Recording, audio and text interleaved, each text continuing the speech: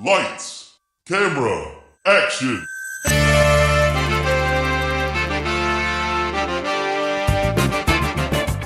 When a script is written that is so bad, no one will film it.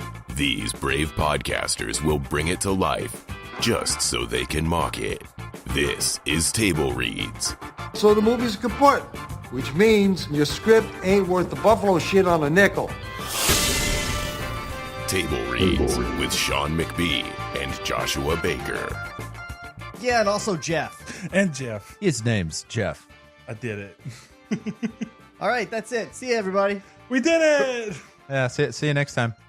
We are back, everybody, with more of this stuff. We're back for part 4 of Preacher, which, God, fuck, it's so good. I feel like this buffalo shit is worth a lot more than a nickel. True. I'll give you that. Yeah, you need to edit that voice to be a high dollar price for that. At least a dime. A new bumper. Let's with like call a shitty... Adam Arkin and just have him re-record that for us. I got you, fam. Y'all go ahead and start reading. Get him on speed dial. You know what? Let's just fucking get going, guys. Hop Okay? right in. Previously on Table Reads. Jesse Custer is a Texas preacher with a fucked up childhood, a mystical entity residing in him, and a literally unstoppable force of murder on his trail. With his best girl Tulip at his side, he is apprehended by the people that made his childhood so fucked up. Meanwhile, the Irish vampire Cassidy and his trusty sidekick Arseface visit a gathering of killers to use some mysticism shit to find Tulip and Jesse. They locate him, but not before Tulip's brains get splattered all over a barn. Fade in.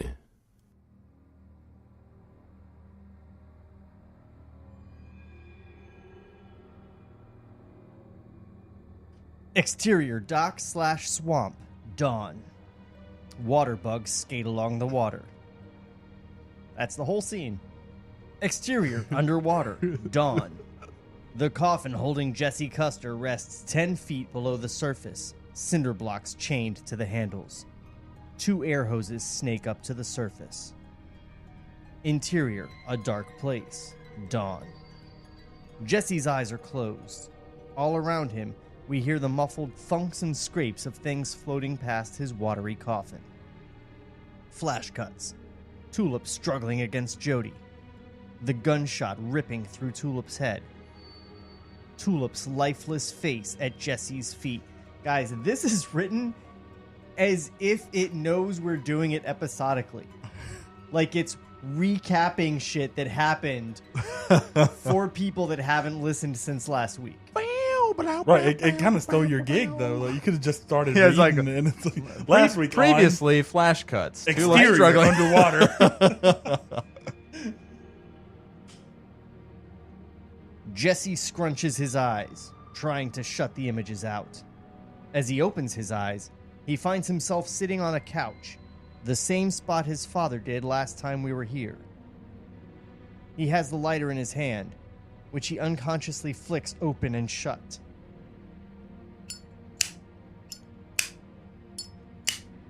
Young Jesse sits on the floor in front of him, but instead of staring at a TV Western, he's staring back at Jesse. It's unsettling. What are you looking at? Young Jesse doesn't respond. Seen a boy like that once? Hold on. Yeah. Well, why don't you just saddle on up, partner? All right, that was my Faith in Begora for John Wick. Faith and Begora. Seen a boy like that once. Reveal the cowboy. 1 foot up on the arm of the couch. Rescued him from a tribe of Apaches. Never spoke a word again. He's me. That's me. You sure about that? Indeed, as Jesse watches, the boy transforms into the swirling sphere of light. Genesis. Looking to you like you're its paw. It can fuck off. I didn't ask for this. Tulip would still be alive if it hadn't come. A little more Texas. Yeah. I was going It could fuck off. It can fuck off. It can Give it a little fuck more off. It can fuck off. Or Off, if you yeah, hadn't off. come back here, coulda laid low. I need answers. Bullshit. You got that voice. You got power. Saw a chance to put things right. Fine. I wanted justice. I deserve it. Call it what it is. Revenge. Suddenly, the lighter burns Jesse's hand. He curses, staring at it. An idea. Interior, coffin, day. Jesse turns over onto his side. After much struggle, his fingers dip in his jeans pocket, very carefully extracting his father's silver lighter. Given the angle, he can't really see what he's doing. It's all by feel as he opens it. Ching, and strikes the flint. The flame curls along the steel. He maneuvers the flame to the rope at his wrist. He's burning skin and hair in the process. He can't let that stop him. The dry hemp rope finally catches fire. He screams, biting down into the gag. Smoke rises to the top of the coffin, sucked out of one of the hoses. We follow the smoke up through the hose to the surface. Exterior, dock/swamp, day. The return hose is tied to the edge of the dock. Nearby, the pump keeps chugging, sending fresh air through the other hose. TC walks up with a gas can and funnel. Time to refuel. He sniffs the air, smells something, sees smoke curling out of the return hose. Not good. Does anybody remember who TC was? I do. I just remember Is he about like the voice. the really high voice guy? Yeah. Or Yeah. Was he's he? the high... I thought he was the rough guy. Who was the No, gruff? that's Jody. Jody. Yeah, Jody's the scary redneck. Okay. Yeah. They're both scary in their own ways. Well, yeah, but Interior, coffin, day. With all his strength, Jesse tries to break through the burning ropes. He coughs in the smoking air. With one last grunt, he finally succeeds. The moment he has a hand free, he starts working on his gag. Exterior dock/swamp, day. TC peers into the smoky hose. Jesse? Interior, coffin, day. Jesse tears the gag out. With his booming voice. Let me out. Without a exterior, dock/swamp, day. Without a second thought, TC dives headfirst into the water. Exterior, underwater, day. TC follows the hoses down to the coffin, pulls the pins on the latches, flipping them open. Intercut coffin. Water rushes in so fast that Jesse may drown before he gets out. His arms are still partially bound. Jesse takes one last desperate breath and struggles to get out of the box, a backwoods Houdini. He finally finds enough slack in the chain to get through. He kicks his way to the surface. I just want to say, I think right now there is an exhibit at the Jewish Museum here in Atlanta. The Moskowitz Center, I think it's called. The one right next to the Atlanta Puppetry Museum. Okay. They've got a Houdini exhibit. Really? Yeah. Interesting. Apparently, Houdini, Jew. Ah. I thought you were going to tell me they had like a preacher exhibit or something. I was like, how odd. That would be real odd. So like we're stretching out, guys. We're competing with puppets next door. Just get whatever. There's some cool shit over there, man. You can eat shit. I love the Puppetry Museum. Yeah, it's awesome. The Center for Puppetry Arts. They got a fucking Skeksis. Yeah. A full-size Skeksis. You can eat a bag of shit. Elaborate. From the Dark Dark Crystal, man. Nope, missed it. Look at his face. Yeah, no. Which one was it? One of the dinosaur people? 6 bags of shit. Eat 6 bags of That's shit. what a Skeksis is.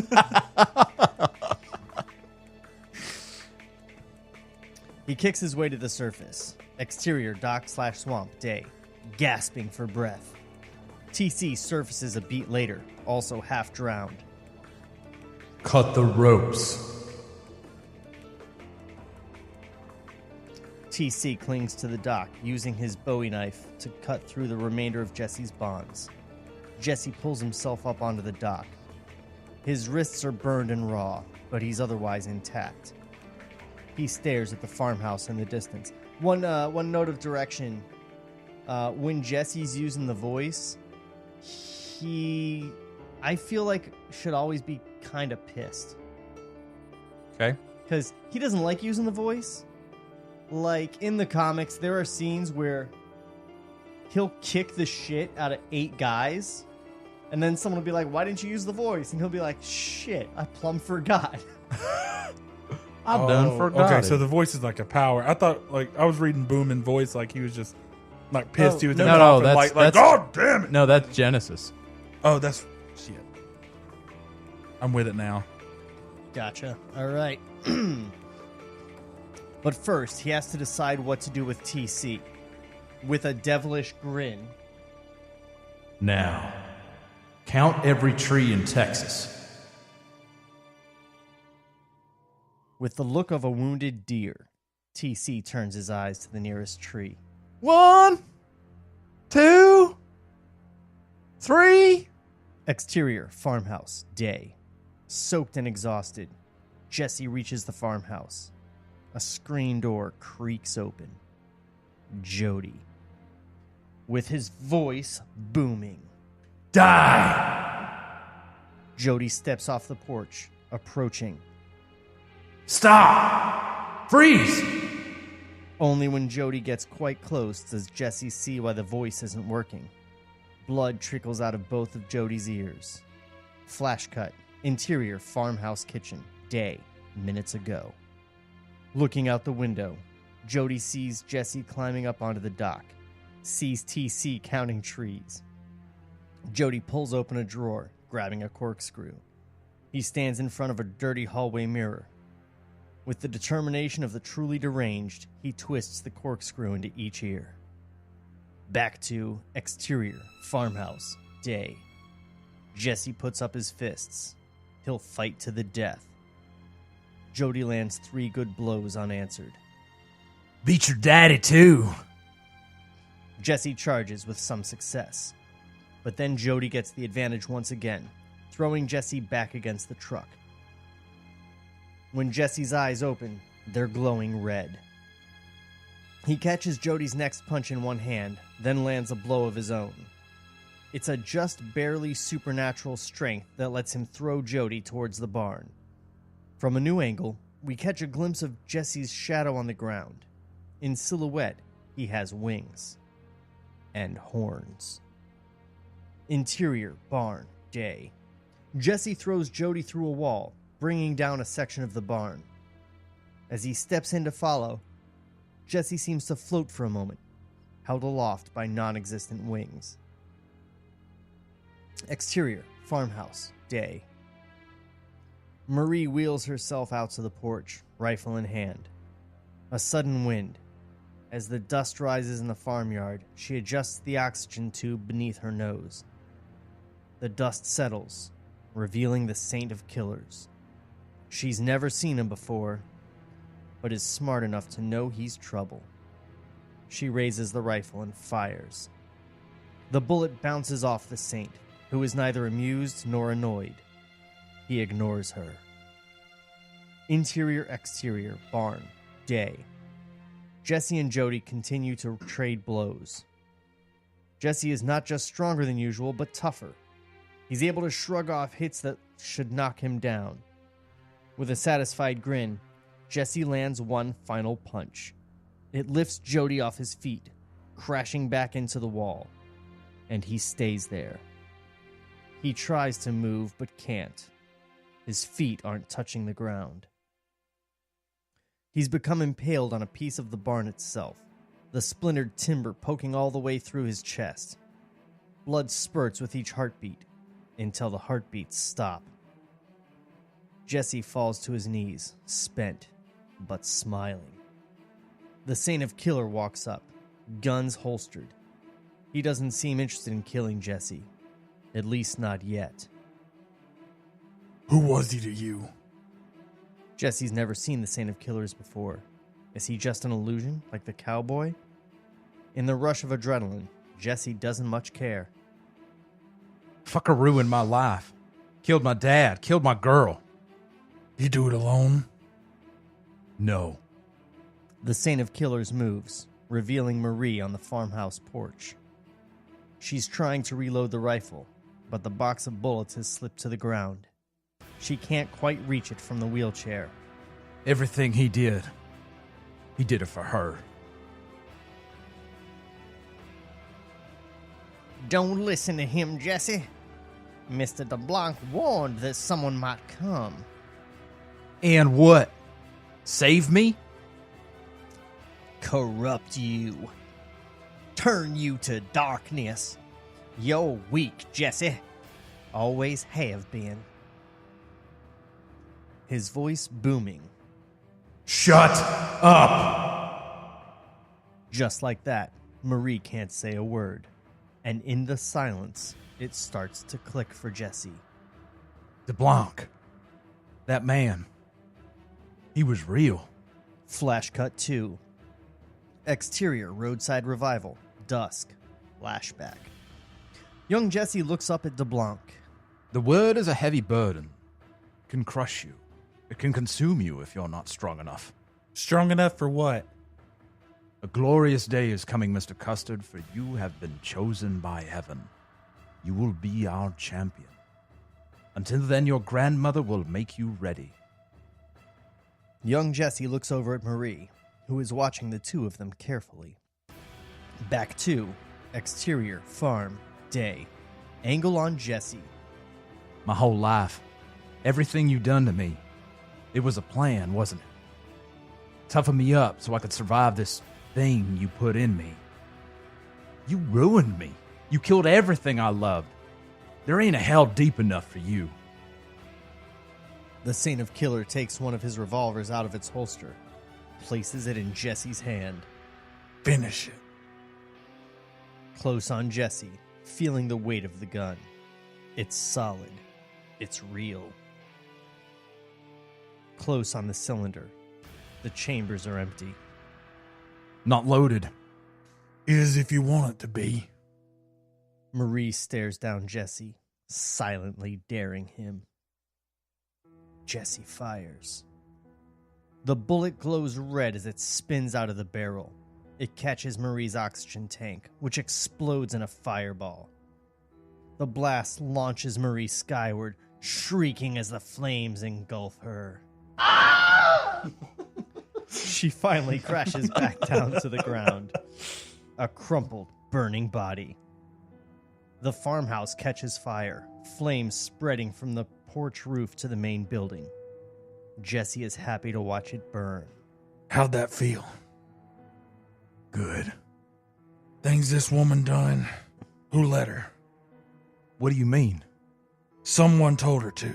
Someone put you here on this farm, in this swamp, in this world of shit to suffer. God. God, heaven, the angels, they all gotta pay. If I could climb up to heaven, I'd kill every one of them. But I can't. You can, though. That thing inside you is part of their world. Can't walk right through the gates. You can get justice. Realizing. You want me to kill God?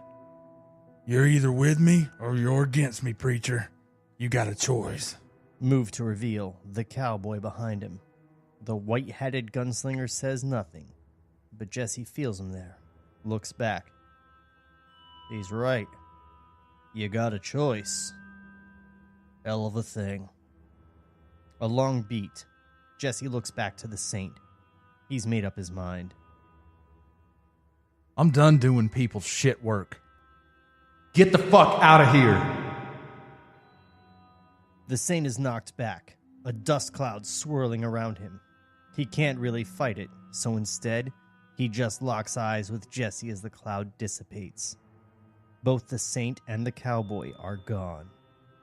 Jesse stands blood-stained and filthy in the ruins of the burning farm. He looks down at his hand. He's still holding one of the Saint's revolvers. Transition to the farmhouse roof collapses. sending off fiery embers. Interior-exterior barn, day. We come upon Jesse, kneeling next to Tulip's body. It's lying where Jody tossed it, face down in the dirt. Steeling himself, Jesse turns the body over. Tulip is dead in a way you never see movie heroines. Dirt clings to her waxy face, her lifeless eyes half open. Dried blood stiffens the fabric of her shirt from where it pooled. Jesse sits back, overwhelmed, brushing off exhausted tears. He spots young Jesse, actually Genesis, watching him. Young Jesse approaches, squats down next to Tulip's body, curious. Don't you fucking touch her. He obeys. Suddenly, young Jesse reaches his hand up to the sky, as if holding a book. The word of God is the only salvation. The word of God is the bridge over hellfire.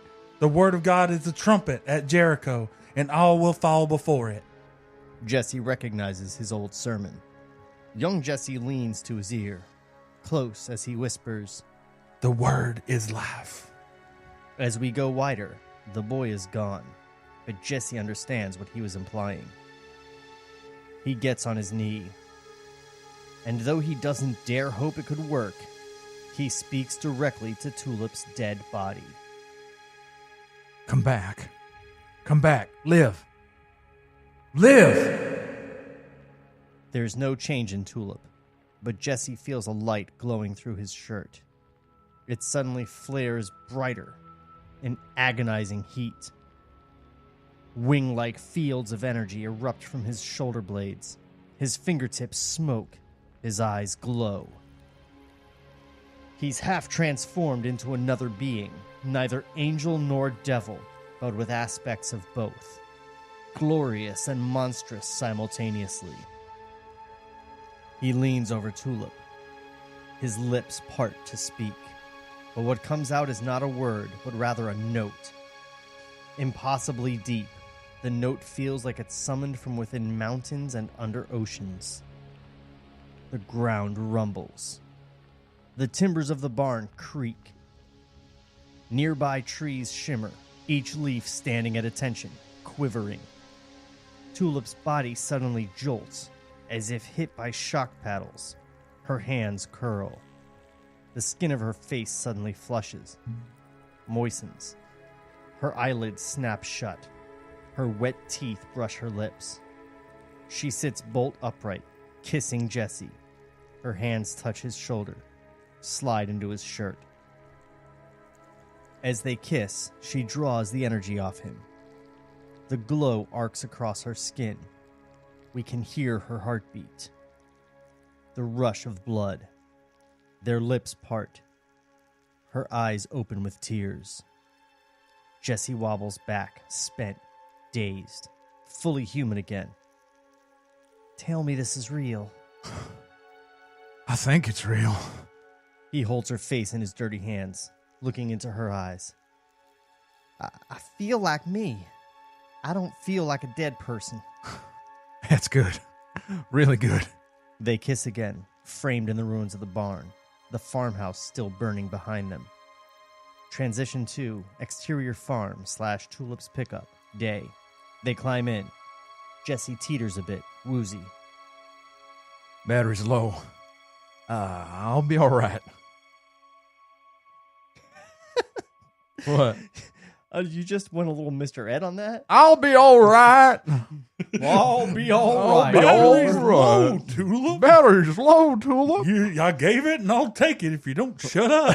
I'm going to kill you again. Duh. Die. Like a light switch. Click. It's a little Mormon trick. He starts up the truck, watches the burning farm in the rearview mirror, happy to put it all behind him. Interior-exterior truck / county road, day. 2 lanes of asphalt, heading west. I'm thinking Mexico. Maybe not right away, but ultimately that's where we want to be. I'm in, but I'm going to need new clothes. I can't start a new life covered in old blood. Let's get you a shirt. Jesse makes a left, bringing them to Exterior, Main Street, day. The pickup leads us into the heart of a prototypical small Texas town. 2 blocks of stores facing the street with a healthy number of flags, both American and Texan. Title over, For Salvation. No. No, it's like the calm after the storm. They're on Main Street. Brown. Whoa! The pickup parks in front of Flo's Fashions and Western Wear. If you need shirts with metal collar tips, this is your place. A few dozen town folk wander about, running errands or socializing with neighbors. Jessie climbs out, walking around a Tulip's side of the truck. She zips up a jacket to cover the blood on her shirt. Making sure no one's watching, she tucks a 9mm into her waistband, hands him the Saint of Killer's gun. It's still Texas. He reluctantly takes it, tucks it behind his shirt. I'll get us some food. Meet back here in 5. Done. A quick kiss and they're off in separate directions. We stay with Jesse as he walks, establishing some geography. Flo's Fashions is at the southern end of the street. As he walks north, Jesse passes a barber shop, a beauty salon, a video store, a check cashing place, and a hardware/fishing store. He crosses the street, bringing him past the town hall and library, the First Bank of Salvation, and a small diner. Throughout the walk, we also encounter various plywood window shells of failed stores. Jesse heads into Gully's Drug. Interior, Gully's Drug, day. Almost an old-fashioned general store, Gully's has ice cream and sundries in addition to the pharmacy counter. Sundries really threw me off when I saw it because I don't know that I've ever seen that word in print. Sundries? You never go into the store and you're like, oh, where's your sundries? Show me your sundries. Oh, the sundries. Yes, they're right over by hosiery. Does this town have a haberdasher? They're in between the haberdashery and the hosiery. All right, so real quick question before we get started. How, as people who've gotten to know the source material a little better, how taxing is the voice, like, on him? It's not. Well, so he can, like, do it. So he can be like, I like this shirt, half price. Like, and they're like, oh, shit. Like, take it. Give me my shirt. Hold on. You have the voice that can compel someone to do anything, including come back from the dead, and your plan is, I could use a discount. You're right. 80%. Thinking too small. Show me your titties. 80% and show me your titties. I'm doing the Lord's work. This is why we're not right. I'm stoked he got to keep the gun, the Saint of Killer's gun. I thought that might have been like gone with him, like as a Figment character. I thought maybe that disappeared. That's pretty cool. He got to keep that though. He's not a Figment. Oh no. Saint of Killers is real as fuck, and he'll kill you for doubting him. Not if I'm like, no. Don't die. Don't die me. Don't make me dead. He goes, talks to the mirror. Dude, this power is broken. We finally found something to yuck on. Get bigger, dick. He's like a redneck genie, just like for himself. A redneck genie. Grow ass. Oh, I'm all out of cigarettes. More cigarettes. Yeah, why is he still like a human? Like, why is he still like a regular dude? He's like, oh, monster. Oh boy. You know what? I feel like it's as good a time as any. Table Reads will return after this brief word from our sponsors. What's up, docs and docettes? Trevor Thompson, the self-appointed Looney Tunes critic here, and if you like old cartoons and watching online reviewers dissect them, then you probably said the same thing I did about 2 years ago. Hey, what the fuck? Here, watch your language, you bud. We're on the air. No, I said, why the heck isn't there a Looney Tunes critic? I mean, nobody's devoted strictly to Looney Tunes Merry Melodies, and whenever people do review that stuff, half the time they get it wrong.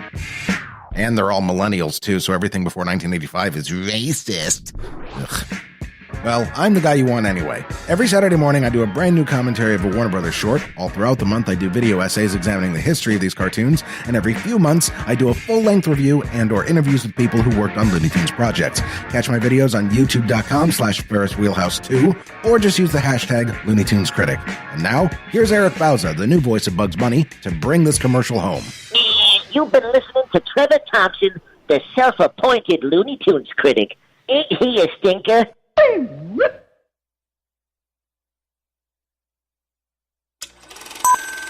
Lights, camera, action.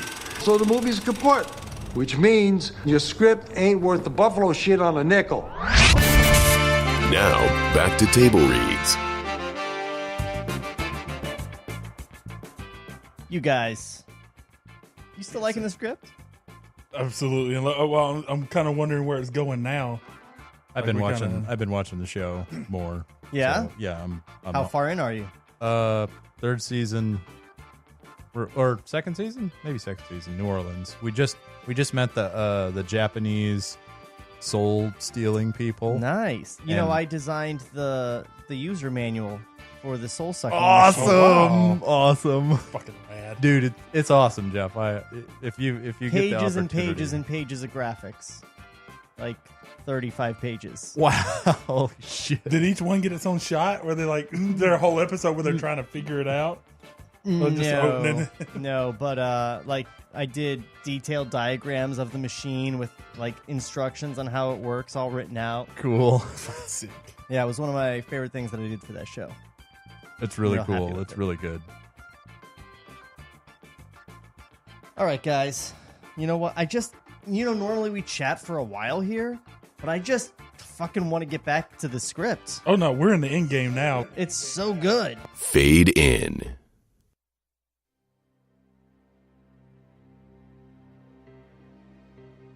Interior, Gully's Drug, day. Almost an old-fashioned general store. Gully's has ice cream and sundries in addition to the pharmacy counter. Jesse takes a basket and starts loading it with protein bars and jerky. He doesn't notice a beer-bellied farmer watching him, a look of nervous recognition. The farmer heads for the door, pulling out his cell phone. I don't know, just something weird about a beer-bellied farmer with a cell phone. Like, It's one of them. It's one of them flip phones. I'm a Texas guy, blah, blah, farmer, hold on. Yeah, you like pull I got to check in on Foursquare. I got to post this on Salvation discussion page. Y'all seen this feller? Trying to get upvotes on Reddit. He keeps yelling at all the sundries.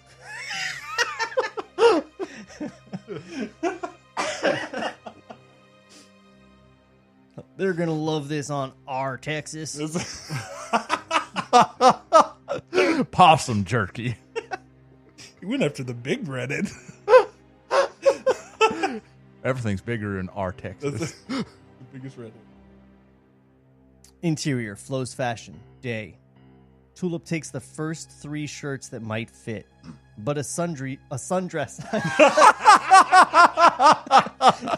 Man, I'm hooked on sundries right now. Is a sundress a sundry?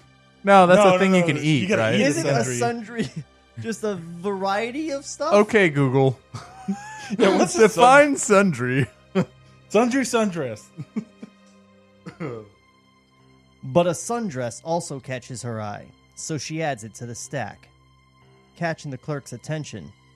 Can I try these on? Interior, fitting room / Flo's Fashions, day. That's hard to say. Flo's Flash. Tulip strips off her shirt and bra, stuffing them into the small trash can. She decides on the sundress, slipping out of her boots and jeans. Checking herself in the mirror, Tulip finds herself staring at her face. She pulls back her hair, trying to look for a scar where the bullet went through her head. Nothing. Interior, Gully's Drug, day. Jesse is paying at the counter. He double takes upon revealing that cashier Lori Bobs only has one oversized eye, just like his childhood playmate. You're Lori, aren't you?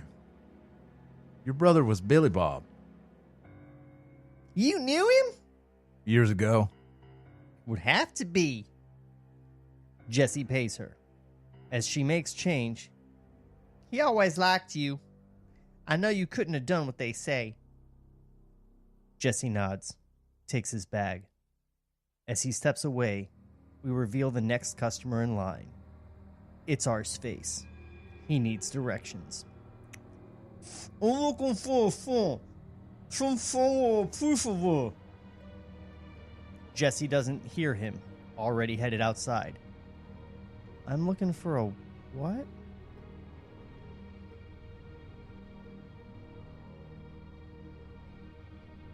I'm trying to work out Arseface's dialogue here. What he actually said. I'm looking for a pho, some pho with a preacher la. Some pho? That? See, when I would read the comics, they would have his dialogue in his speech bubble, and it would be subtitled. But I always ignored the subtitle and just tried to make out what was in the speech bubble. I got pretty good at it. I think I got better at reading it than this guy got at writing it. Because I can't make this out. Maybe he legit wants pho. Oh, yeah. He Vietnamese I food. really want to get some Vietnamese soup with a preacher. Right. Is this too much to ask? He's Come not on, even, guys. He's not even a list. I want some pho. All I've ever wanted is Vietnamese soup with a preacher. You know how hard that is living in Texas? My journey is endless. Preachers everywhere, no Vietnamese soup. I go anywhere else, Vietnamese soup everywhere, no preacher. No preacher. He just fixes it. Help a brother out. And then he can't speak right, so it's double worse. Like, Yeah, so to us, it's but to the people out there, blah, blah, blah, blah. Then he walks into a Korean restaurant and everyone understands him perfectly. shit. What a twist. Sorry. My gesticulating made my watch think I fell down. I had to make sure it didn't call 911. Right, what? What? Your phone was your watch was like, "Are you okay?" Yeah. My watch is like, hey, it looks like you've taken a fall. Nah, fuck that. I ain't getting no watch. It's a fucking narc, bro. If I don't respond, it will legitimately call 911 and go, this dude has fallen down and cannot respond to his watch. I feel like Sean has some medical issues he hasn't discussed with us. If you've turned that on his watch, Right, like my watch would be like, yo, he's doing heroin again. Like, oh, God. your heart rate's like 200 beats per second. They're like, call the cops. He's on that He's shit either again. watching Game of Thrones or that doing black heroin. tar lightning. Our Reddit, our Texas. Exterior, Flo's Fashion, day. Through the window, we see Tulip paying. The pot-bellied farmer walks by at a nervous clip, talking on his cell phone. 100%. Seen him with my own eyes. Tulip exits after he passes. She's wearing the sundress with her boots. Her gun is bundled up in her jacket. She's almost at the truck as she hears, Tulip! She looks around, spooked. Can't tell where it's coming from. The beep of a horn. Her eyes land on a battered sheriff's SUV, where Cassidy is waving at her from under a blanket shawl. Checking that no one's watching, she quickly closes the distance. Exterior, Gully's Drug, day. Standing at the news rack, Jesse reads the headline in a local paper. Lawmen dead in motel massacre. This is all news to him. He scans the story. Jesse feels eyes on him. A young boy squeezes past him to climb on the kitty horse ride. The boy sits there, half satisfied on his stationary mount. Jesse hands him a quarter. The boy puts it in and the horse starts slowly rocking back and forth. Bear walks past. The burly killer doesn't seem to spot Jesse, but is instead checking the street. A beat later. You Johnny Conroy? Jesse turns to find Arseface coming out of the drugstore. Jesse can't understand what Arseface is saying. Sorry. Can't help you. He starts walking, trying to get away from him. I'm a cop with you. He had a you. Interior, Sheriff's SUV, day. Tulip climbs in back. Cassidy stretches his blanket over both of them, tent-like. Jesus. I see you tied up, and I'm fearing I get here and you'll be dead. I was dead. Dead? Right after you left, they shot me. Right through the head. I died. Fuck. I wanted to save you. She smiles. You're the only other person I know who's died. Something we've got in common. What the fuck is that? The moment is pregnant. Awkward. He really wants to kiss her. Suddenly, windows blow out. A spray of glass as bullets rip past. Fuck! During a pause in the barrage, Cassidy risks a look. It's the tattooed twins. They're walking with AK-47s, squeezing off rounds as they approach from behind. Pure instinct, Tulip scrambles into the front seat, finds keys in the ignition. Cassidy rips the shotgun from its lock, pumps it. Tulip revs the engine and floors it, driving up onto the sidewalk. Cassidy fires back with a shotgun, forcing the twins to cover. Dodging terrified pedestrians, Tulip makes it back into the street, gunning it north. She checks her rearview mirror. The twins keep shooting. The back tires blow out. Exterior, Gully's Drug, day. Jesse and Arseface both watch the SUV roar past. Tulip! Kennedy! Further down the sidewalk, Bear turns. Spots Arseface. They lock eyes. Arseface emits a panicked grunt, grabbing Jesse as Bear draws his gun. At the last moment, Jesse realizes that Arseface is trying to protect him. They both dive for the drugstore door. Bear doesn't waste his shot. Exterior, end of Main Street, day. 2 state trooper cruisers move in to block the far end of the street. Interior, Sheriff's SUV, day. Tulip hangs a hard left on rims, turning into exterior, gas station, day. Spotting the empty service garage, Tulip aims for it. Exterior, Gully's Drug, day.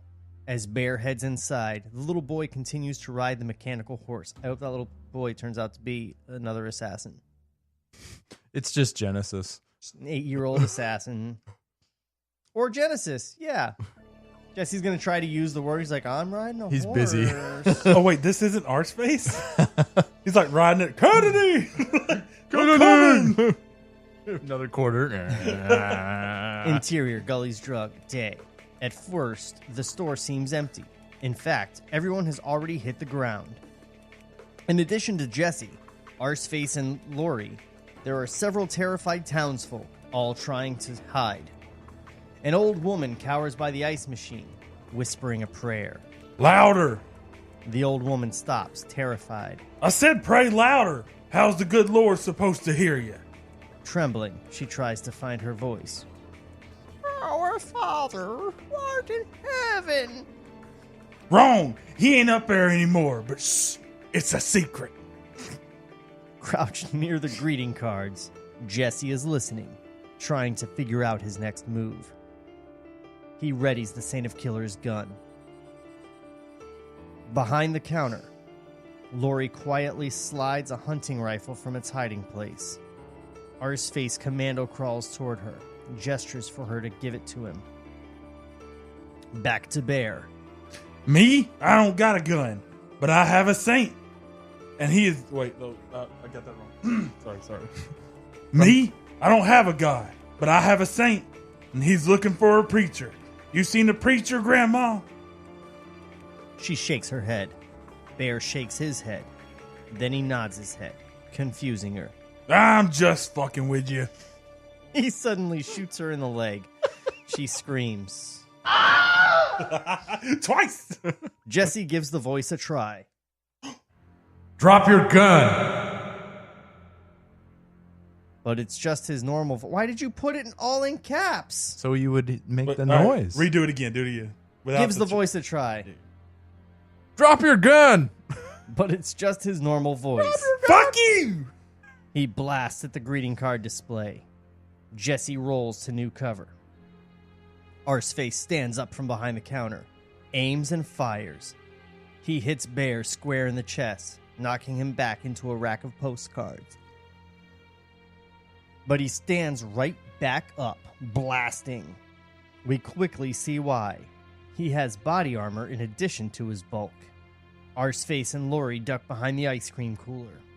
The giant containers do a good job catching bullets. Jesse stands, pulls the trigger. Click. Nothing. He dives back down before Bear shoots. Interior, gas station. Maybe it is Genesis on the horse. It might be. I don't know. I'm just gonna ride on this horse. Oh, I'm sorry. Are you in trouble? Quarter. Tulip pulls a chain, bringing the garage door down. Cassidy climbs out once the daylight's gone. Christ, I hate fanatics. We once met a guy who was 100% certain he'd found God, but they locked him up for fucking spastics in their eye sockets. Remember, he wore a big top hat. And your eye at the end of his dick? Hey! Finished with the door, Tulip checks her clip. How many are out there? A dozen. More? We have 7 bullets. Let's make them count. Exterior, roof of the bank, day. The bookish psychopath sets up a sniper's tripod. Exterior, Main Street, day. Lesser-seen assassins from the desert have made it out as well. Motorcycle gangbangers, pyros, and various death cultists. Exterior, beauty shop, day. The clown scrapes a butcher's knife along the window, enjoying the panic he's causing. Interior, beauty shop, day. A housewife pulls a small revolver from her purse. Y'all, this is Texas. Ooh. The clown taps disapprovingly with the knife. With a sudden burst of confidence, the woman stands and aims. The clown quickly draws a gun from his sleeve and fires, blowing out the window as he puts 3 bullets in her. Exterior, gas station garage, day. Tulip peeks out a side door, only to be met with a hail of bullets from the twins. Exterior, Main Street, day. From the bank roof, the bookish psychopath starts taking out random pedestrians. Pyros strike flares, tossing them through windows. Others kick on flamethrowers. The clown shoots until he's out of bullets. There's one patron left, hunkered by the back door. Lucky. He then throws his knife at her. Interior, Gully's drug, day. Arseface tries to get another shot, but Bear blasts back before he can aim. Preacher, I can wait. These other folks, tick, tick, tick. He grabs a young man, who screams, "What do you think the chances are this guy's gonna die?" I'm voicing him, so 98. Wait, are you talking about Bear or the young Bear. man? Or Bear. the clown? Oh, yeah, likely. Very likely. I mean, I don't know. I think Bear might be the character that lives through the whole script. He makes it to the end. He's sitting next to Cassidy. They're buddies. They're drinking like a fifth in the back of the car as they drive into the next season. And then he gets dusted. Ultimate crossover. But it's his lighter. Chink, chink. The infinity lighter. That's awesome. Jesse concentrates on the gun in his hand, trying to will it to work. Reveal the cowboy is hunkered down beside him. You can't think it, Jesse. It is or it isn't. Got till 5, 4, 3. Ready to die, Jesse stands, aims, and fires. The bullet, a glint of gleaming light, blasts Bear back with the impact of a cannon, straight through the wall. All the body and the armor in the world won't save him. Exterior, gas station, day. The side door opens again, but this time it's a draped figure that emerges, the heavy blanket draped over it like a grade school ghost costume. The twins empty at least 20 rounds into it, aiming for the head. Then each twin drops, felled by a gunshot. The bullets came from Tulip, who was crouched at the bottom of the door. She really is a great shot. reveal that Cassidy wasn't even under the blanket. He was holding a coat rack, like they have at gas stations. Exterior, Main Street, day. State troopers begin arriving en masse, barricading both ends of the street. Up on the bank roof, the bookish psychopath turns his attention to the cops, who fire back. The pyros start lobbing grenades. 3 police vehicles blast up in flames. From here on, there is no let-up in the constant barrage of bullets and blasts. It's the end of a fireworks extravaganza with everything going off at once. Interior, Gully's Drug, day. Jesse peeks out, checking the action on the street. He can spot Tulip's truck, but there are lots of bullets flying around it. Like flies, just... Suddenly, DeBlanc is standing behind him. It's a beat before Jesse recognizes him. Disbelief. You have to run. The Saint of Killers will answer that shot, and he will kill you. I'm just supposed to leave these people here? Arseface and Lori get up from behind the counter. They can't see DeBlanc, so it appears that Jesse is talking to himself. You are essential. These people are not. Jesse spots the little boy who was riding the horse, crouched down beside the machine. Get inside, now! He watches until the boy is safely inside. Turning on DeBlanc, not LeBlanc, not Matt LeBlanc. Joey. Turning on DeBlanc, Jesse tries to push him against the wall. His hand goes right through him, a swirl of tiny lights. What the hell are you? An angel. I speak for the High Council of Heaven. Bullshit. Jesse heads out to find Tulip. Exterior, Gully's Drug / Main Street, day. With each shot, Jesse takes down another killer. The gun is strong enough to blast through barriers and cover. He's enough of a target to draw every killer's aim. Tulip! Tulip! DeBlanc moves with him, an unseen and unwelcome sidekick. Jesse can't escape him. He's everywhere without even moving. You were chosen for a holy purpose, Jesse Costa. To lead the armies of heaven. But to do that, you must survive. Why? I mean, you die, you go to heaven. Go to heaven, you right? Lead the armies. Yeah. He might explain it. This guy's logic is not tracking with me. Maybe because God's not there? I think this guy's a liar. Are we kind of afraid this might be falling apart in the 4th act here? I don't think we've been through 3/4 of the I don't know. It's like it feels like a little bit like Fury Road to me right now. Right, I'm like, feeling maybe he doesn't know exactly what to do with the big action piece. Everything's been kind of smaller pieces, with the exception of like the motel, but there wasn't a lot of story going on with that. Like I feel like maybe he's having trouble like pushing in story. I don't know. Amidst this big fight scene, right? We'll see. Maybe. I don't know. DeBlanc might just be the glue because he's been in a lot of the important scenes. Blanc. Yeah. So he might. I don't know. He might bring it together. Take it. We'll see. Right. Jesse dives for cover as shotgun-toting bikers come after him. The blasts pass right through DeBlanc, barely causing a ripple. Jesse fires back, felling 2 bikers with 1 shot. You must become what you will be. Right. It's my destiny. Destiny is what heaven decides for you. This is what heaven decided. Jesse blasts a pyro, whose fuel tank explodes. The flaming man staggers forward a few steps before falling. Various shots. Tulip and Cassidy make their way through a boarded-up store. Bullets rip through the plywood, shafts of smoky sunlight. Lori shields the young boy while Arseface stands guard with the rifle. Townspeople bunker down, trying to find cover. The pot-bellied farmer hides between 2 parked cars. A deputy falls, taken down by the rooftop sniper. Flaming cars roll down the street. Back on Jesse, suddenly it all clicks. He understands it on his own terms. When I was a boy, you asked me if I knew what morality was. It's right and wrong. It's a choice. No one can decide for you.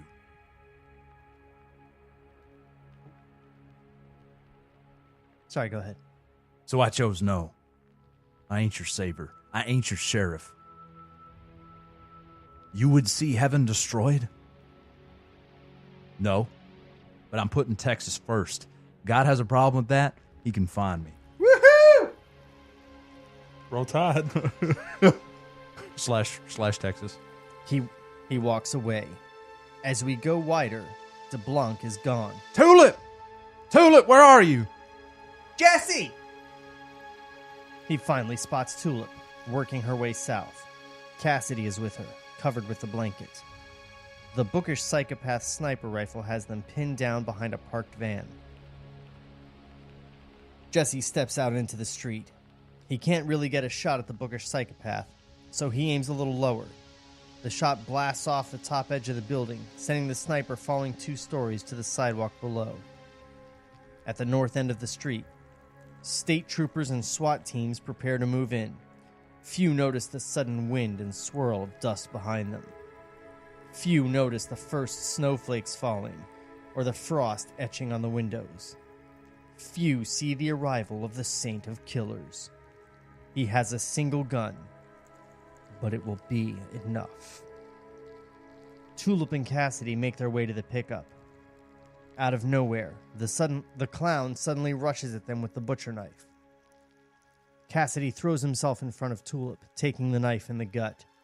He headbutts the clown, tackling him. As they wrestle, the blanket comes off and Cassidy starts to smolder. Tulip gets a clean shot on the clown, her last. She's out of bullets. Cassidy rolls under a car for shade, snuffing his flames. The only gunshots being fired are at the north end of the street, where the troopers are futilely trying to take down the invulnerable Saint of Killers. He simply keeps walking, methodically killing each man in his way. Jesse meets up with Tulip near the pickup. You hurt? I'm fine. Get the truck. Jesse. I gotta finish this. He starts walking north. Cassidy is still under the car, hiding from the sun. The blanket he was using for cover is out of reach, and a bit singed to boot. Arseface leans under the car. Cassidy! Get me something to cover up with. At the north end, silence. There's only one man left standing, the Saint of Killers. He walks through the rubble of burning cars. The sky darkens. The snow begins to fall in earnest. Jesse walks in the center of the road. It's setting up to be a classic showdown. Both men keep their pistols down as they approach, stopping with about 30 feet between them. It's oddly quiet, just the lap of flames and distant sirens. Flags still blow in the snowy, smoky wind. I'll take that gun back, preacher. You'll try. A series of shots extend to the moment. Snowflakes fall. Eyes focus. Lips wet. Elbows bend. Boots scrape. Fingers twitch. The Saint of Killers aims and fires. Jesse does the same. The bullets meet in midair, exploding into cinders and sparks. Both men fire repeatedly.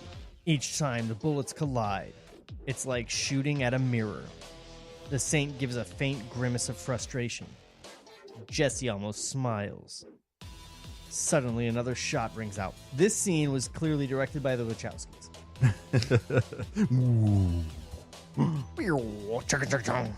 The music is perfect for that. It dropped at the perfect time. Yeah.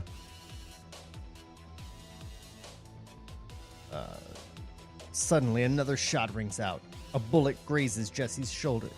It's one of the tattooed twins. Less dead than expected. Jesse takes him down with one fiery shot. But it's enough of an opening for the Saint. He blasts the gun out of Jesse's hand. It falls on the snow-dusted street. Knowing he's dead without the gun, Jesse risks a dive for it.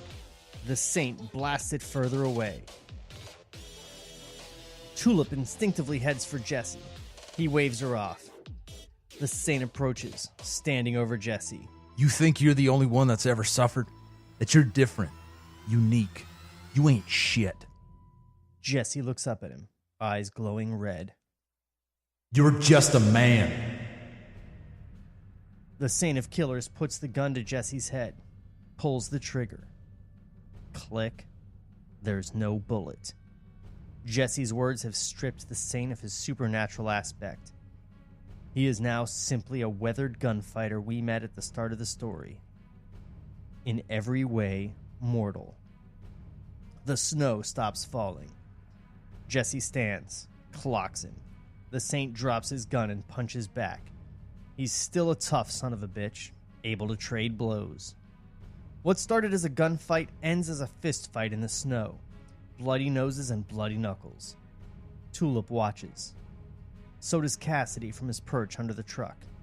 He's impressed. Finally, Jesse knocks the Saint to the ground. The mighty killer can only rise up to his knees. Without his trademark hat, long strands of dirty hair fall in front of his eyes. Flash cut 2, interior, cabin, day.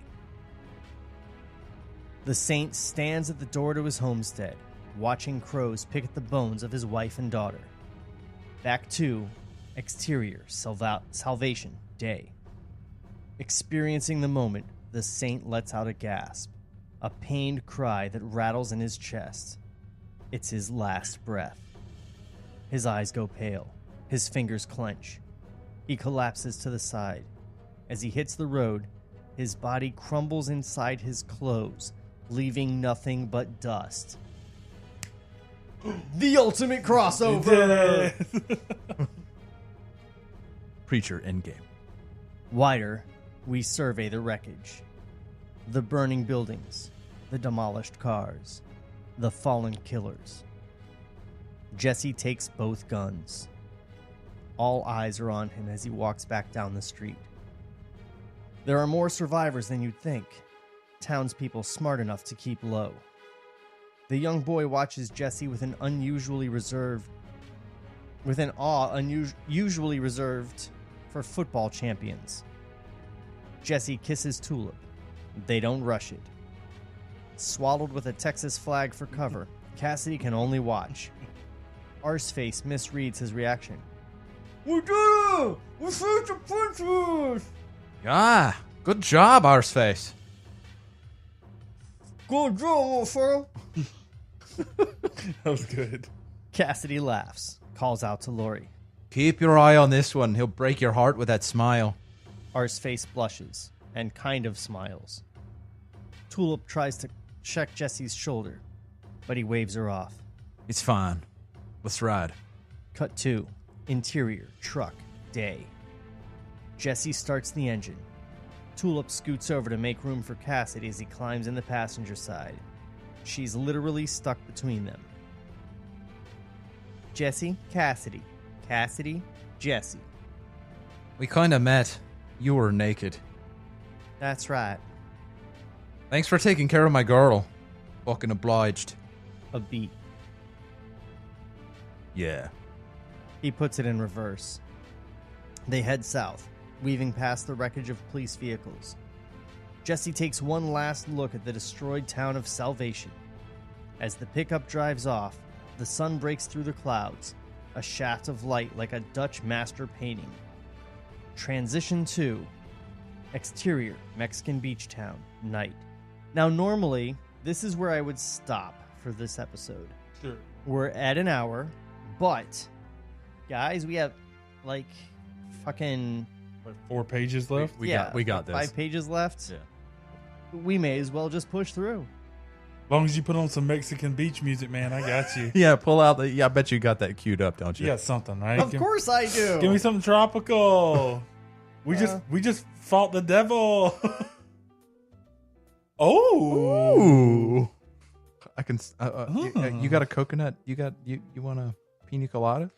Oh, I feel like I'm defying God's every word right now. 10 margaritas in. If you're still standing, you are. Yeah. 4 guitars begin the dramatic introduction to The Old Spanish Trail, part of a small band performing for the village. It's Saturday night, and the boardwalk is crowded with families. Mothers and children, uncles missing fingers. What? Whoa. Uncle's missing fingers. I thought it said kissing at first, so mine was even worse. Grandmothers dancing with their sisters' husbands. What the fuck? Guys, have I had a misread on Mexico this whole time? This is hell. We're in hell now. Grandmother's dancing with their sisters' husbands. Pennants flap in the ocean breeze. Fluorescent lights buzz. Beer is plentiful. Not hell. Moving through the crowd, we spot the only blonde, Tulip. She's dancing with Jesse in a newly bought dress. For the first time in a long time, she's fully and unabashedly happy. Cassidy cuts his way through the crowd. Tulip pulls him in dance with them. Neither Jesse nor Cassidy is particularly delighted with his idea. Found us some lodging. Exterior, beach, night. The moon hangs over the deep blue water. This is better. A light wind stirs the tree. It's the perfect night. A postcard come to life. Jesse, Cassidy, and Tulip walk with Hector, a man in his 50s with a gentle face and a bit of a paunch. He's immediately likable, a Mexican Santa Claus. Based on his English, he's likely spent quite a few years in the States that Jeff will ignore. See? So, Hector, how long you been down here? See? Roll Tide.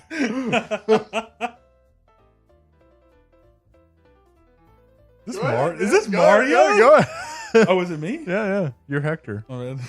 Mexican Santa Claus. I bet he's going to die in 3 pages. You just signed this man's death warrant. Many years, so many I forget. I so knew it was going to be Speedy Gonzalez. Speedy Gonzalez. Okay, here we go. You like it? Oh, every day I wake up, I see the ocean, I hear children play. Before I was so busy, I never enjoyed these things. I would see others doing it and think, one day I'll be able to leave all this and be happy. I'm happy now. He points to a bungalow that backs up to the water. This is the casa. It's perfect. And you said it's got drapes, right? Heavy ones? Because I might need to sleep in with... with these two rutting up all night. You can sleep in a hammock. You can sleep in a cave. Hector hands Cassidy keys. You'll stay here tonight. If you like it, you pay me tomorrow. Stay as long as you want. Gracias, Hector. She squeezes his hand. He's charmed. Buenas noches, señorita. I don't know what that is. Why is he suddenly a southerner with bad Spanish? Buenas noches, señorita. Buenas noches, señorita. Cassidy and Tulip head for the house. Jesse calls after them. Yeah, I'll catch up. He stays behind with Hector. I hope this movie ends on a cliffhanger. With Hector dying. This is too... Yes. Yeah. This is too, like... Wrapping it up. Too much of a denouement. Yeah. And there's so much left of the comic they have not even touched on. That's exciting. He stays behind with Hector. We trail Tulip and Cassidy for a few moments until they pass out of earshot. Don't I need to invite you in anyway? That's fucking mythology. Racist, too. How is that racist? Fucking class system, slaves and servants around back. Yes, sir. No, sir. Back with Jesse and Hector. They stand watching the ocean, listening to the waves crash. Are they falling in love? Doesn't anyone ever come looking for you? No, it's a big world. In a pretty fucked up one. Isn't it selfish to just be hiding out in Mexico when there's so much you could do? Don't you owe the world more? Hector shrugs. I've done a lot. Let someone else have a shot. Met one guy who really wanted a shot at you. The Saint of Killers? Yes. There's worse than him out there. You'll see. You could have stopped him. You could Guys, you could fix everything. Guys, Hector is God. Hector is God, yeah. Jeff is legitimately surprised. God, I didn't know that. I thought it was just a Mexican B&B guy. Like, God is a racist. he's not racist. Here, I'm going to pick up on my line. You could have stopped him. You could fix everything. Then how would the world grow up? It's wrong. That's direction. You don't read That's that. direction. Keep going. I'm God. I do what I want. Right? I took that liberty. Hit me with a shrug. Keep going. A shrug. Nice. There is a plan, Jesse Coster. You're part of it. But who's to say who's the best for everyone, right? Not communism. Jesse smiles despite himself. Hector heads back across the sand to the distant lights of the town. Jesse looks down, noticing Hector's footprints. The sand fills in by itself, smoothing over every step. Hector leaves no trace. He walks alone, confident. He is, after all, God. Amen. The end.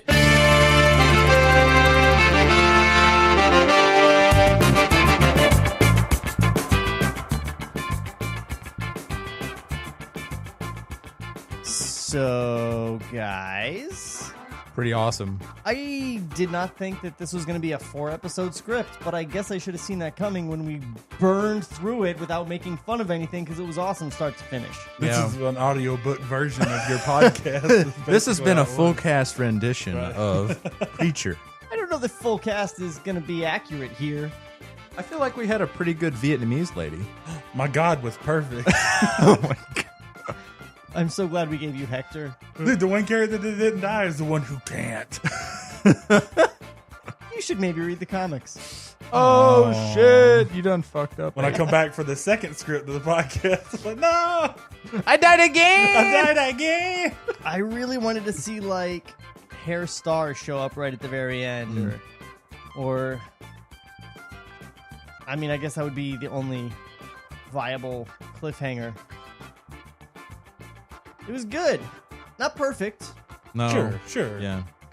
A lot of it felt truncated. I didn't particularly like Jesse and Cassidy not really meeting until the very end. When That's one of my everything's favorite over. parts of the show is Cassidy kind of just being around in their lives. Yeah. Yeah. Jesse and Cassidy are straight up best friends. A lot of them felt separated, though. Like, throughout it, it really seemed like the direction had this little mini story happening here and then this story here, but it was in the same scene. But they never really felt like they were kind of joined together. Like in the last shootout, it kind of seemed like Yeah. Tulip and Everybody's the gang in the was same having room fun. almost. You got Right. Arseface over here. You've got Lori, who they introduced for almost no reason, Yeah. Right, other than to hide just to behind the have counter. her. Right. Yeah. But it felt like it was just something going on and nothing was centralized because everything felt important because it got screen time. Yeah. So that was my only thing, was kind of the dissociativeness of everybody's plot, not kind of feeling like their own little mission. Yeah. You know what they needed was Spider-Man to carry the gauntlet through the whole scene. In auto kill mode. Yeah. Well, He's like- you know, in Endgame, you had the same thing. You had this huge battle with hundreds of people and all this disparate stuff going on, but they managed to have the one thing, which was trying to get the gauntlet over to the van, that was the through. You know, it was the thread that connected everything. Yeah. That's right. This could have used that thread, Yeah. whatever it was. Them stopping to see what was going on. One second. Spoiler for Endgame? Oh yeah. Sorry. It's Spider-Man's in it. Wink. Believe it or not, they didn't kill off an $800 million character. Yes. Well, it's been out for 2 weeks as we record this. Yeah. And it'll be when a it while before posts, this, yeah. It'll have been out for 6 weeks. Yeah. If you're mad about it at that point, fuck you. But Yeah. by the time you're hearing this, you've Yeah. already... No. If you haven't seen it already, come on, man. Like, why are you listening to this Yeah, podcast? seriously. Like, When's this? Like end of May, beginning of June, this will come out? something like that. So like you're literally a month away from Far From Home. Yeah. Don't be mad at us. Yeah. Yes. You're closer than we are. I have a gripe. I didn't care about the Preacher and this Tulip and this Cassidy the way that I do in the show. Like, they didn't give you time to care about them. Like, it was exciting. Cool shit happened. I was in it, but like the characters, when Tulip died, I didn't fucking care. None of them seem to be friends. Yeah. To be fair, I think a lot of that comes into how it's directed. Sure. So, you get some people acting some shit up, and then they have chemistry and and some score there's in there. beats, and it's some good directing. You would really care about these people. Unfortunately, this movie was going to be directed by DJ Caruso, who is not a good director. No. He directed I Am Number 4. Yeah. Boy. Yeah. That stopped the book series. Well, she didn't even write another book after the movie came out. It was shitty. She gave up. Wow. That's a real thing. Did you read the books? No, but I kind of liked the movie. And then when I read up on it, they're like, oh, she's writing another book. And then the movie did so shitty that she's like, I fucking hate this book. Didn't even finish it. I give up. It's like Divergent, which was filmed right over here. But they did, I think, 3 movies, and the last book was split into 2 movies because Harry Potter started that trend, and now everybody's following. And they just never made the second part of the last book. Oh, you guys want to know how I know this movie this script was good? We're like desperately seeking a hit. Yeah, that's we true. brought up I Am Number 4 and Divergent series. just so we can like shit on something for trying a to find some. Okay, I'll tell you the thing that I loved. I loved all these fucking crazy killers. Like, I love they had this wacky killer party, and if you hadn't killed somebody, walk over the line, you die. Yeah. Like, is that in the comic book? No, that's all new. That was rad. That's the really great thing about this is, while he did a good job at keeping a lot of things really true, he also understood the source material well enough that he could pick it up and carry it into new places and have it still be true to this world. I see that. I didn't, in the scope of the story, I kind of didn't like the JC and Jody stuff as much as like it was packed with like the Santa Killers and Bear and the cultists. I was kind of more interested in that, and they kind of could have placed maybe Bear doing the killing and at the farmhouse and stuff like that. They could have maybe just put that all in Salvation. Bear's new, and TC and Jody are from the comics. Those are important characters, I guess, from the comic Yeah. books. Yeah, they're real important. They were kind of like Bulk and Skull in this movie. Like, I don't know if the intention was to have this be the first of a series, or of a trilogy or something. The scope was vastly limited compared to the comics, for sure, and even compared to the show, which the comics are basically a never-ending road trip that goes all over. It goes to France, it goes to New York, it goes to San Francisco, it goes to Texas, obviously. You sure they went to France and not Paris, Texas? It was France. It was France. Athens, Georgia. All over this world. It's got a giant secret organization dedicated to maintaining the bloodline of Christ through generations and generations of inbreeding, so that the last scion of Christ is so inbred that he just shits on himself and says nothing but "Humperdee-doo." My eyebrows are raised. You broke Jeff. I'm like processing it all, like, because this script was very like villain heavy, and I dig that for a Western. Like, yeah, he has his group of friends, and that's cool. But everybody's out to get him. So you had, JC and Jody, the Saint of Killers, Black Bear, Grandma, the Cult of Killers. Then earlier you had the sheriff at the motel. Yeah, everybody's the trying strip to club fuck 'em owner. up. Like, Yeah. everybody sucks. It's not our group, and I like that, like, being divided kind of thing. But it was just really heavy for a script. Well, I think the point is here that we can nitpick this, but at the end of the day, we're nitpicking it. Exactly. Yeah, I would walk out of this movie smiling. Right. I would. Yeah. I would be like, wow, that was an awesome evening. Like, high fives all around. Like when we saw Shazam. Exactly. Yeah. No, it's just, yeah, it'd be, yeah. No, Shazam was infinitely better than what I've been listening to.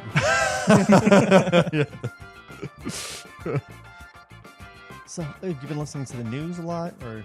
Yeah. Fox is all over this. They're so into Shazam lore, it's insane. All right, guys. We are going to be without Kelly for the next script also, but that means that we can do a script that I've wanted to do for a really, really long time. I'm just going to tease it now because you guys will be here next week to read it with me, right? We're going to finally read Nick Cave's sequel to Gladiator, which, from what I understand, involves Maximus time traveling. I'm making a thumbs down. This is like I feel like this is a Necronomicon situation. Like no one's ever read the script out loud, so we could actually like birth something into. Are you not entertained? That would be really great. Just Russell Crowe shows up right in the studio. He hits us all in the face with a rotary phone. Doc Brown's like, Maxie, we gotta go. We must do something about your kids. This Notre Dame situation's terrible. He's like, what are they, turn into assholes? I'm like, no, didn't you see the movie? They can eat my crows! He just goes back. And then he shoots back to the future just to flip Joaquin Phoenix off. Dick. Yeah, so, we're out. This podcast was created by Sean McBee. For more, visit TableReadsPodcast.com. Cut to black.